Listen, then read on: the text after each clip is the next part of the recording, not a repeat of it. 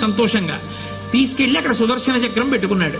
ఇదేమిటో బాగుందని తీసి తొండంలో కింద పెట్టి మింగేశాడు. అయ్యబాబో ఇది శత్రు సంహారకమైనటువంటి సుదర్శన చక్రం రా, దీన్ని మింగేశాడు పిల్లాడని ఎలా బయటికి తెప్పించాలో అర్థం కాక విష్ణువు మొట్టమొదట ఆ పిల్లాడి ముందు ఇలా చెవులు పట్టుకుని గుంజీలు తీశాడు. గుంజీలు తీస్తే మామయ్య అదేమిటి అంత విచిత్రంగా కిందకి మీదకి ఊగుతున్నామని పడిపడి పకపకా నవ్వాడు.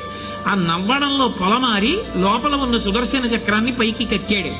పైకి కక్కడానికి విష్ణువుకి సాధనంగా ఆనాడు గుంజీలు తీశాడు కనుక ఎవరు గుంజీలు తీస్తారో వాళ్ళని చూసి సంతోషించి అనుగ్రహిస్తూ ఉంటాడు.